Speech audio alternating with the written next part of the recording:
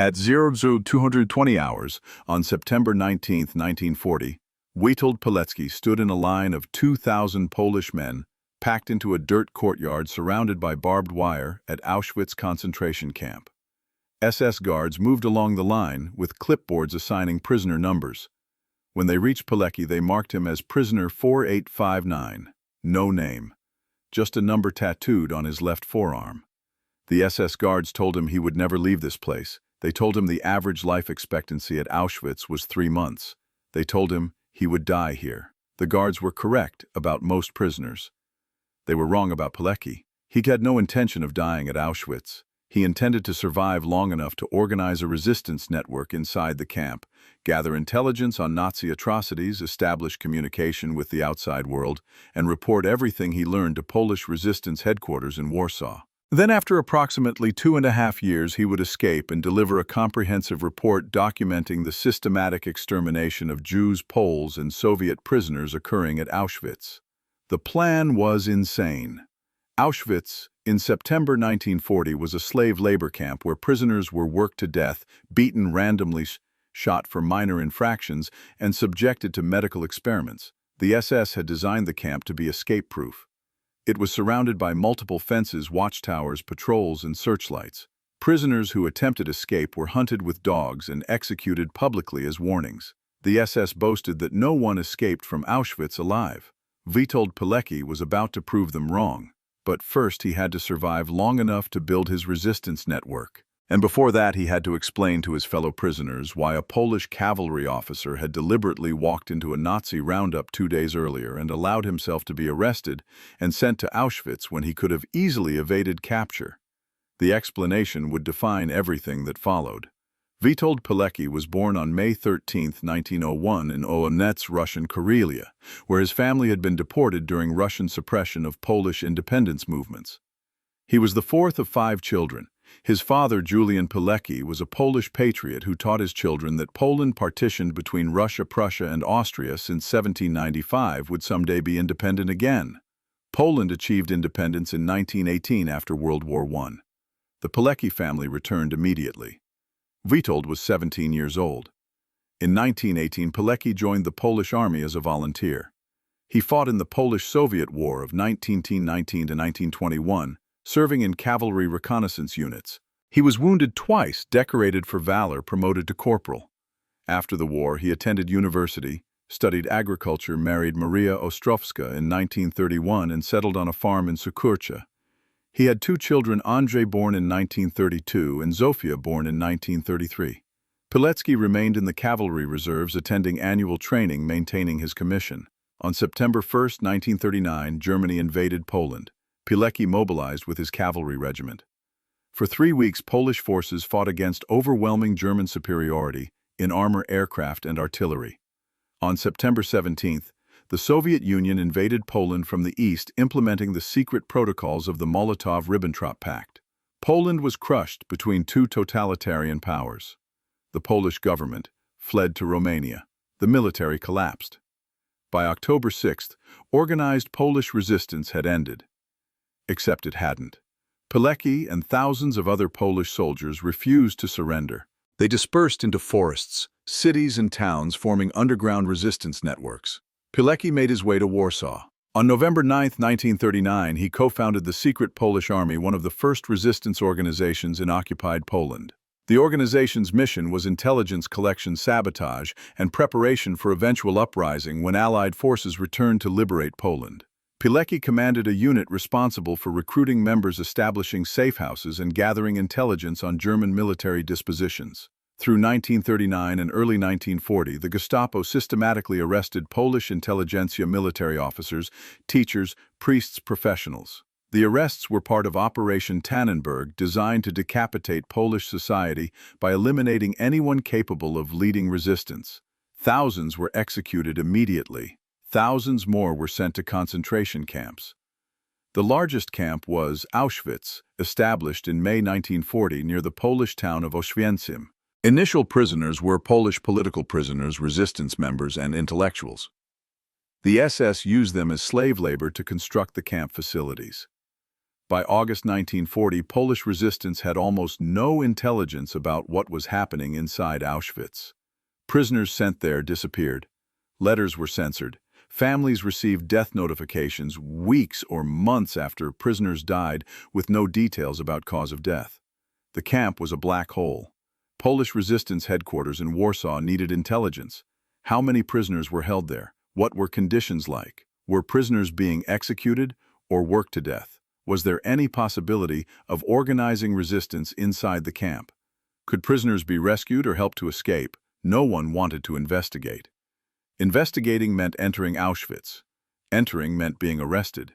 Everyone knew Auschwitz prisoners died. Volunteering to be arrested and sent to Auschwitz was volunteering to die. Except Witold Pilecki saw it differently. He believed a trained intelligence officer could survive long enough to organize resistance, gather intelligence, and escape. He volunteered. His superiors thought he was insane. They told him Auschwitz was a death camp. He would be killed within weeks. The intelligence, even if he could gather it, would die with him. The mission was suicide. Pilecki disagreed. He argued that the Polish resistance needed intelligence on Auschwitz more than it needed one more soldier in Warsaw. If he could survive even 3 months and send back reports, the intelligence would be invaluable. If he died, he would have died anyway, fighting Germans eventually. At least this way his death would serve a purpose. His superiors reluctantly approved. On September 19, 1940, Pilecki deliberately walked into a German roundup in Warsaw. The Germans were conducting Łapanka random street arrests to fill quotas for labor camps. Wehrmacht soldiers sealed off blocks of streets and arrested every man found there. Pilecki positioned himself in the target area with forged identity papers identifying him as Tomasz Serafiński, a common laborer. The papers concealed his real identity. If the Germans discovered he was a cavalry officer and resistance organizer, he would be executed immediately. The roundup occurred at 0600 hours. Wehrmacht soldiers surrounded several blocks, ordered all men onto the streets, checked papers, and loaded approximately 2,000 men onto trucks. Pilecki was among them. He showed his forged papers. The soldiers did not question them. He was transported to a Wehrmacht facility, held for 48 hours without food or water, beaten randomly by guards, then loaded onto a train with 1,704 other prisoners on September 21st. The train traveled southwest from Warsaw. No one told the prisoners their destination. After 6 hours, the train stopped at Auschwitz. SS guards ordered prisoners off the train with rifle butts and attack dogs. They formed prisoners into columns and marched them to the camp. The march covered approximately 1 mile. Guards beat prisoners who walked too slowly. Several collapsed and were shot.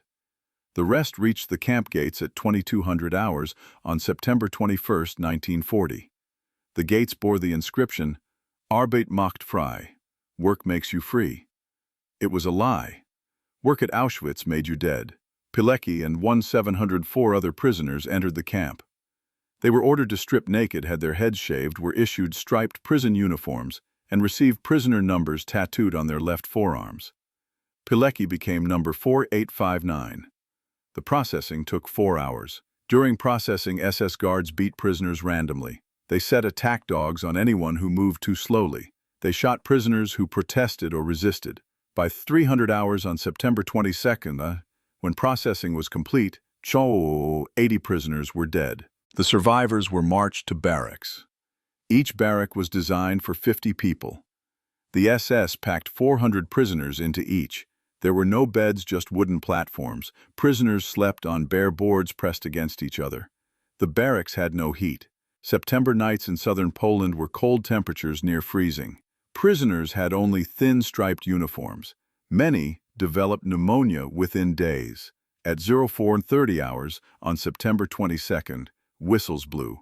Guards ordered prisoners outside for roll call. Roll call lasted 2 hours. Prisoners stood at attention in rows while SS guards counted them. Anyone who moved was beaten. Anyone who collapsed was shot. After roll call, prisoners were assigned to work details. Pilecki was assigned to a construction crew building additional barracks. The work consisted of carrying stones, mixing concrete, hauling lumber. The workday lasted from 6:30 until 1800 hours, with a 30-minute break for lunch. Lunch was thin soup, mostly water, with occasional pieces of turnip. Prisoners received one piece of bread in the morning and one piece at night. Total daily rations provided approximately 700 calories. The work burned 3,000 calories. Prisoners were slowly starving.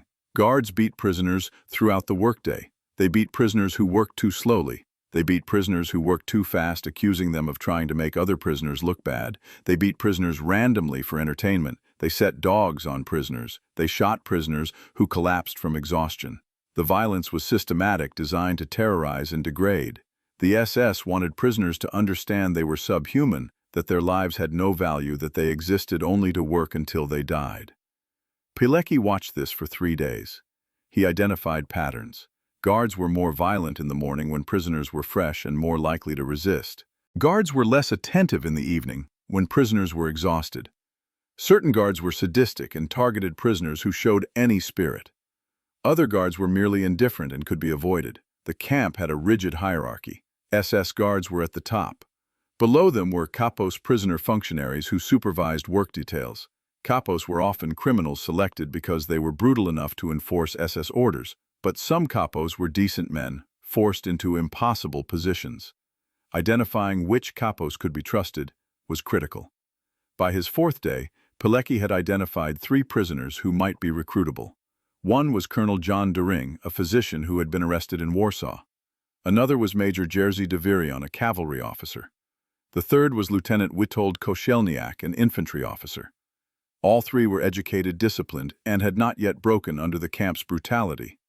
Pilecki approached them carefully. In Auschwitz, trust was dangerous. Informants were everywhere. Prisoners informed on each other to gain favor with capos or SS guards. A careless word could result in execution. Pilecki waited until he was certain the 3 men could be trusted. Then, during a work break when guards were not watching, he spoke to Colonel Dering. He identified himself using a code phrase that indicated he was resistance. Dering recognized the code. Pilecki explained his mission. He had entered Auschwitz deliberately to organize resistance, gather intelligence, and establish communication with the outside world. He needed help. Dering agreed immediately. Over the next 2 weeks, Pilecki recruited Dewirion and Pilecki. By October 15, 1940, he had formed the nucleus of a resistance organization he called Związek Organizacji Wojskowej, the Union of Military Organizations, abbreviated as ZODOU. The organization's initial membership was 4 men. Its mission was survival, intelligence collection, and sabotage. Survival meant keeping members alive long enough to be useful. This required pooling resources, sharing food, protecting each other from guards, and maintaining morale. Intelligence collection meant documenting everything happening in the camp. Numbers of prisoners, causes of death, SS personnel, camp layout, guard routines, everything that might be useful to Polish resistance or Allied forces. Sabotage meant slowing construction work, damaging tools, reducing production, anything that hindered the German war effort without being obvious enough to provoke execution. By December 1940, the ZODOU had grown to 40 members. By March 1941, it had 100 members. By December 1941, it had approximately 500 members organized into cells of 5 to 10 men. Each cell operated independently. Members of one cell did not know members of other cells. If one cell was compromised, the others would survive. Pilecki commanded the organization from the center, using trusted couriers to communicate with cell leaders. The organizational structure was identical to resistance networks operating outside the camp. Pilecki had simply recreated Polish military resistance structure inside Auschwitz. ZODOU's first priority was establishing communication with the outside world. Pilecki needed to send reports to Warsaw, but Auschwitz was designed to prevent communication. Prisoners were not allowed to send letters except under strict censorship. SS guards read every letter, redacted any information about camp conditions, and often simply destroyed letters they considered inappropriate. Direct communication was impossible. Pilecki needed an indirect method. He identified 3 possibilities. First, civilian workers. Polish civilians worked in Auschwitz as administrators, translators, and skilled laborers. They entered the camp daily and left each evening. If Pilecki could make contact with a trustworthy civilian, that person could carry messages outside. Second, prisoners working outside the camp. Some prisoners were assigned to work details that left the camp to work in nearby towns. If a trusted prisoner was assigned to such a detail, he could pass messages to Polish civilians. Third, prisoners being released. Occasionally, prisoners were released, usually ethnic Germans arrested by mistake. Released prisoners could carry verbal messages or memorized information. Pilecki focused on civilian workers. In November 1940, he identified Helena Stupka, a Polish woman who worked in the SS administration office. Stupka had access to the camp but was not SS. She was a civilian employee, probably anti-Nazi, given that she was Polish. Pilecki made contact through an intermediary prisoner who worked in the administration building. The intermediary passed a note to Stupka asking if she would carry a message to Warsaw. Stupka agreed. Pilecki wrote his first report in December 1940. The report was written on toilet paper in microscopic handwriting. It documented the camp's location, layout, prisoner population, approximately 8,000. As of December 1940, conditions, starvation disease, random executions, and SS personnel. The report estimated approximately 1,000 prisoners had died in the first 3 months. Stupka smuggled the report out of the camp in her coat. She delivered it to Polish resistance in Auschwitz. The resistance forwarded it to Warsaw. Polish resistance headquarters received Pilecki's first report in January 1941. The report was groundbreaking. It was the first detailed intelligence from inside Auschwitz. It documented that Auschwitz was not just a labor camp, but a systematic extermination facility where prisoners were being murdered through starvation, disease, and execution. Polish resistance forwarded the report to the Polish government in exile in London. London forwarded it to British intelligence. British intelligence filed it and did nothing. The British response would be repeated throughout the war. Pilecki sent reports documenting atrocities. British intelligence received them, filed them, and took no action. The reasons were complex. British officials did not trust intelligence from single sources. They suspected reports from Auschwitz were exaggerated or fabricated. They believed the Polish resistance was prone to hysteria. Most fundamentally, they did not believe the Germans were capable of systematic extermination on the scale Pilecki described. Industrial murder was incomprehensible to British officials sitting in London offices. Therefore, Pilecki's reports must be false. Pilecki continued sending reports regardless. Between December 1940 and April 1943, he sent approximately 40 reports documenting conditions at Auschwitz. The reports were smuggled out by civilian workers, prisoners on outside work details, or released prisoners. Each report provided updated information. Prisoner populations approximately 11,000 by mid-1941, 20,000 by end of 1941, 30,000 by mid-1942. Causes of death: starvation, disease, beatings, executions, medical experiments, SS personnel names, ranks, known atrocities, construction progress, new barracks, new crematoria, new gas chambers. The reports documented the transformation of Auschwitz from a labor camp for Polish political prisoners into an extermination camp for Jews. The first Jewish transports arrived at Auschwitz in March 1942. These were not Polish Jews. They were Jews from Slovakia, France, and the Netherlands being deported under Nazi resettlement programs. The transports arrived by train. Prisoners were unloaded at a selection platform. SS doctors divided them into 2 groups. Those fit for work were admitted to the camp as registered prisoners. Those unfit, elderly, children, sick were sent immediately to gas chambers disguised as shower facilities. Pilecki observed the first selections in April 1942. He watched SS doctors point left or right, sending thousands directly to death. He documented the process in his reports. He described the gas chambers, the crematoria, the systematic murder of people who had been alive hours earlier. He estimated that by summer 1942, Auschwitz was murdering approximately 1,000 people per day. By fall 1942, the number had increased to 5,000 per day. The murder was industrial. Trains arrived, prisoners were unloaded, selected, gassed, and cremated within 24 hours. The SS had perfected mass murder. Pilecki's reports documented all of this. He sent detailed descriptions of gas chamber operations. He named SS officers responsible for selections. He provided layouts of the crematoria. He estimated total deaths approximately 400,000 by end of 1942. Polish resistance forwarded every report to London. British intelligence received them and continued to do nothing. American intelligence, which began receiving Pilecki's reports in mid-1942, also did nothing. Allied officials did not believe the reports. They thought Pilecki was exaggerating to pressure Allies into action. Industrial extermination of millions seemed impossible. Therefore, it must not be happening. Inside Auschwitz, Pilecki focused on keeping ZOW operational. By mid-1942, the organization had grown to approximately 1,000 members, about 5% of the camp's prisoner population. ZOW members held key positions throughout the camp. Several worked in administration offices with access to SS records. Several worked in warehouses managing prisoner supplies. Several worked in the hospital, where they could hide sick members and falsify death records. Several worked in construction with access to tools and materials that could be used for sabotage or escape attempts. ZOW conducted small-scale sabotage operations. Members assigned to construction deliberately worked slowly damaged tools, used improper building techniques that caused structures to fail. Members assigned to warehouses stole food and medicine, distributing it to members. Members assigned to administration altered records, changing prisoner numbers to hide escapes, falsifying death certificates to protect members the SS thought were dead. The sabotage was minor but persistent. Over months, it reduced camp efficiency and saved lives. ZOW also collected intelligence systematically. Members documented everything.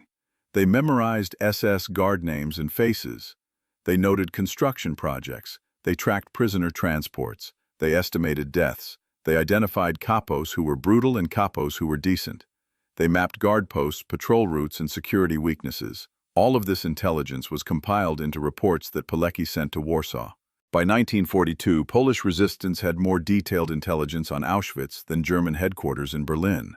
The intelligence was comprehensive, accurate, and utterly useless because no one believed it. In June 1942, Pilecki began planning his escape. He had been at Auschwitz for 21 months. ZOW was operational and could function without him. He had sent 40 reports documenting camp operations. But he needed to escape personally to deliver a comprehensive report that Allied officials could not ignore. Written reports sent through intermediaries could be dismissed as unreliable. A personal debrief by a trained intelligence officer who had spent nearly 2 years inside Auschwitz could not be dismissed. The escape plan required identifying vulnerabilities in camp security. Auschwitz was surrounded by multiple barbed wire fences electrified at night. Watchtowers covered every section with overlapping fields of fire. Guard patrols walked the perimeter 24 hours daily. Searchlights swept the grounds at night. Dogs patrolled outside the fences. Prisoners attempting escape were shot on sight. The SS boasted that escaping Auschwitz was impossible. But Pilecki had identified a weakness. Prisoners assigned to work details outside the camp were taken through a gate in the southeastern section. The gate was heavily guarded during morning departure and evening return. But during the day, while work details were outside the gate, was more lightly guarded because no prisoners were supposed to be near it. If a prisoner could reach that gate during working hours without being detected, and if he had forged documents allowing him to pass as a civilian worker leaving the camp, he might escape. The plan required 3 elements. First, Pilecki needed to be assigned to a work detail that operated near the southeastern gate. Second, he needed forged civilian identity documents. Third, he needed accomplices to create a distraction, allowing him to slip away from his work detail and reach the gate. Pilecki began preparations in July 1942. He arranged through ZOW members in the administration office to be assigned to a work detail at the bakery located near the southeastern gate. He obtained civilian clothes smuggled into the camp by Helena Stupka. He had a ZOW member in the administration office forge an identity document identifying him as a Polish civilian worker named Tomasz Serafiński. By April 1943, everything was ready. On April 26, Pilecki was assigned to the bakery work detail as planned. He worked until 1400 hours. At 1415 hours, 2 ZOW members created a distraction by starting a fight with a capo. Guards rushed to break up the fight. Pilecki slipped away from his work detail, changed into civilian clothes, in a storage room hid his prison uniform, and walked toward the southeastern gate carrying his forged identity document. At 1425 hours, Pilecki reached the gate. A single SS guard was on duty. Pilecki presented his forged document, identifying him as a civilian worker, leaving after his shift. The guard examined the document. Pilecki maintained eye contact, breathing normally. If the guard questioned the document, if he checked it against a list of authorized workers, if he noticed anything suspicious, Pilecki would be arrested and executed. The guard looked at the document for 30 seconds. Then he opened the gate and waved Pilecki through. At 1426 hours, on April 26, 1943, Witold Pilecki walked out of Auschwitz concentration camp. He had been prisoner 4859 for 947 days. He had organized a resistance network of 1,000 men. He had sent 40 intelligence reports documenting systematic extermination. He had survived beating, starvation, disease, and random violence. Now he was free. Pilecki walked away from the camp at a steady pace, not running, not looking back. He followed a pre-planned route toward the town of Auschwitz. He reached a safe house operated by Polish resistance at 1530 hours. The safe house provided him with food, civilian clothes, and transportation to Warsaw. Pilecki reached Warsaw on April 29, 1943. He reported immediately to Polish resistance headquarters. His commanders could barely believe he was alive. They had assumed he died months or years earlier. No reports had reached Warsaw from him since January 1943. They thought Zau had been destroyed and Pilecki executed. Now he was standing in their office, thin-scarred but alive. Pilecki spent 3 days being debriefed. He provided comprehensive intelligence on Auschwitz operations, SS personnel prisoner conditions, and most importantly, the systematic extermination of Jews. He estimated that as of April 1943, Auschwitz had murdered approximately 1.5 million people, the vast majority Jews. Polish resistance compiled Pilecki's debrief into a 40-page report titled Report W. The report was the most comprehensive documentation of Nazi extermination operations produced by any source during the war. It provided detailed descriptions of gas chambers, crematoria selection processes, and murder capacity. It included estimates of total deaths and projections that if operations continued at current rates, Auschwitz would murder 5 million people by war's end. The report was sent to the Polish government in exile in London. London forwarded it to British and American intelligence. The response was unchanged. British officials acknowledged receiving the report. They filed it. They took no action. American officials did the same. Allied intelligence assessed Report W as probably exaggerated. They believed Pilecki's estimates of 1.5 million dead were inflated. They suspected Polish resistance was fabricating atrocity reports to pressure Allies into invading Poland sooner. Most fundamentally, they simply could not believe the Germans were murdering millions of people in industrial gas chambers. It seemed incomprehensible. Therefore, it probably wasn't true. Pilecki was devastated. He had spent nearly 2 years in Auschwitz specifically to gather intelligence that would force Allied action. He had documented everything. He had escaped to deliver a comprehensive report, and Allied officials dismissed it as exaggerated. He asked his commanders what more he could do. They told him nothing. The Allies would not act. Poland could not force them to act. All Poland could do was continue documenting Nazi crimes and hope that when the war ended someone would care. Pilecki returned to active resistance work. He participated in the Warsaw Uprising in August-October 1944. The uprising failed. The Soviets waited outside Warsaw while Germans crushed the resistance. Pilecki was captured by Germans in October 1944. He was sent to a POW camp in Germany. He was liberated by American forces in May 1945. After the war, Pilecki remained in Western Europe briefly. He considered not returning to Poland. The Soviets had occupied Poland and were installing a communist government. Former resistance members were being arrested as enemies of the state. But Pilecki felt obligated to return. He had fought for Polish independence. He would not abandon Poland to Soviet occupation. He returned to Poland in 1945 and immediately joined anti-communist resistance. He gathered intelligence on Soviet military dispositions, documented NKVD atrocities against Polish civilians, and sent reports to Polish government in exile. The communist government arrested Pilecki in May 1947. He was charged with espionage for providing intelligence to the West. The trial was a show trial. The verdict was predetermined. Pilecki was convicted on March 3, 1948. He was executed by a shot to the back of the head on May 25, 1948. He was 47 years old. His body was dumped in an unmarked mass grave. The communist government declared Pilecki a traitor. His name was erased from Polish history.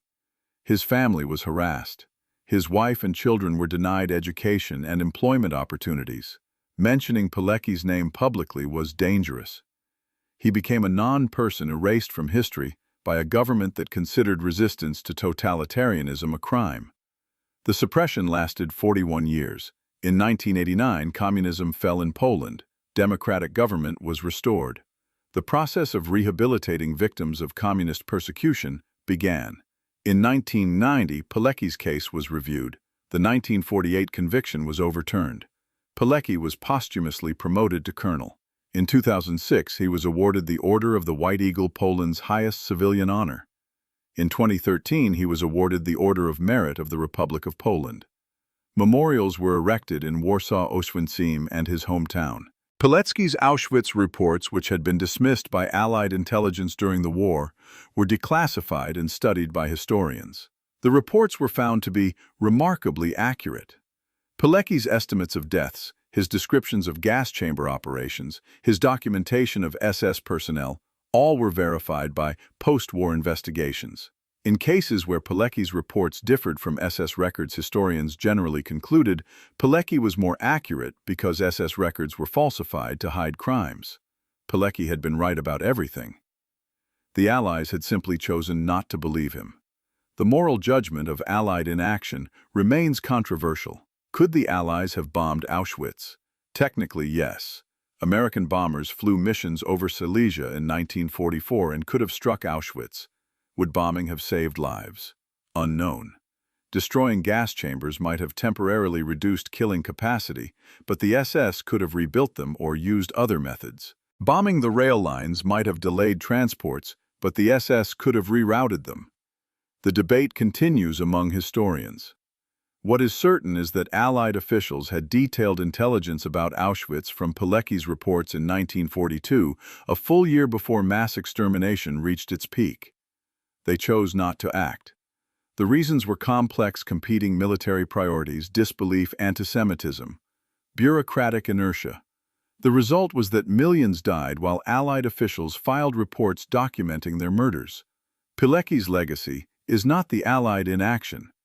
His legacy is that he volunteered to enter Auschwitz knowing he would probably die, that he survived 947 days through intelligence and courage, that he organized 1,000 prisoners into a resistance network that saved lives and gathered intelligence, and that he escaped to deliver the most comprehensive report on Nazi extermination operations produced during the war.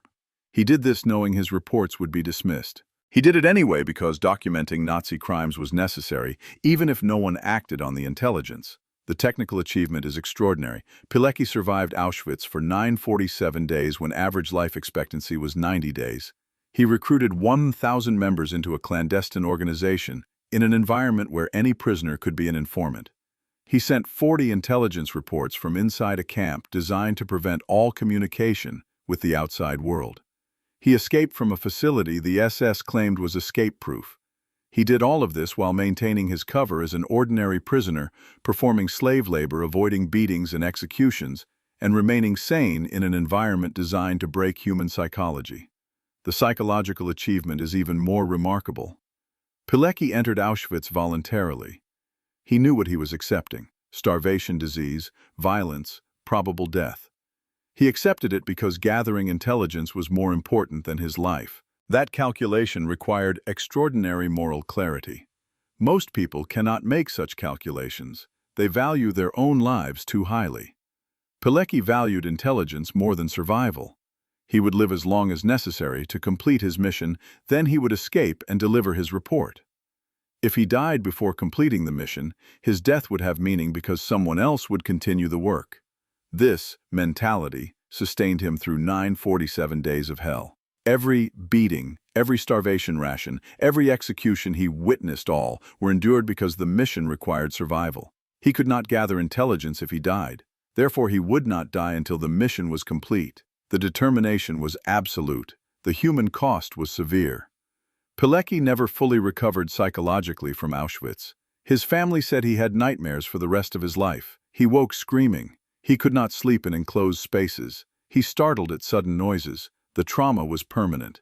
But he never regretted volunteering. When asked after the war why he entered Auschwitz deliberately, Pilecki replied that Poland needed intelligence on Nazi crimes, that someone had to gather that intelligence, and that he was capable of doing it. Therefore he went. The logic was simple. The courage required to act on that logic was incomprehensible to most people. In 2013, a journalist asked Pilecki's son Andrzej if his father was a hero. Andrzej replied that his father was not a hero. He was a soldier who did his duty. Heroes act impulsively out of emotion. Soldiers act deliberately out of commitment to mission. Pilecki's entire life was commitment to mission. The mission in 1940 was gathering intelligence on Auschwitz. The only way to do that was to enter the camp, so he entered. The 1,000 members of ZA were also not heroes. They were prisoners organizing resistance because resistance was preferable to accepting death passively. They shared food, protected each other, gathered intelligence, and conducted sabotage because those activities gave their lives meaning. Auschwitz was designed to strip prisoners of humanity, to reduce them to numbers, to work them until they died. ZA members refused that reduction. They maintained their humanity by helping each other, by resisting their oppressors, by documenting crimes so the world would know what had happened. Most ZA members died at Auschwitz. The SS discovered the organization in 1944 and executed hundreds of members. But the organization survived in fragments until the camp was liberated in January 1945. Some members survived. They testified at post-war trials. They confirmed Pilecki's reports. They said ZA had saved hundreds of lives by sharing food, hiding sick members, and maintaining morale. The exact number saved is unknowable. What is certain is that Pilecki's decision to enter Auschwitz deliberately created an organization that sustained prisoners and documented crimes when everyone else had given up hope. Witold Pilecki volunteered for Auschwitz in September 1940. He survived 947 days. He organized 1,000 prisoners into resistance. He sent 40 reports documenting systematic extermination. He escaped in April 1943. He delivered a comprehensive report that Allied officials dismissed as exaggerated. He fought in the Warsaw Uprising. He survived German captivity. He returned to Poland. He resisted Soviet occupation. He was arrested, convicted, and executed by the communist government in 1948. He was 47 years old when he died. He was erased from history for 41 years. He was rehabilitated in 1990. He is now recognized as one of the most courageous individuals of World War II. He is the man who went to Auschwitz on purpose, who organized resistance in hell, who escaped to tell the world what was happening, and who spent the rest of his life fighting totalitarianism until it killed him. His final words before execution were, "I've been trying to live my life so that in the hour of my death I would rather feel joy than fear." He lived that way. He died that way. He documented the Holocaust from inside Auschwitz. He did his duty. He was a soldier who went to Auschwitz on purpose and came back to tell the truth.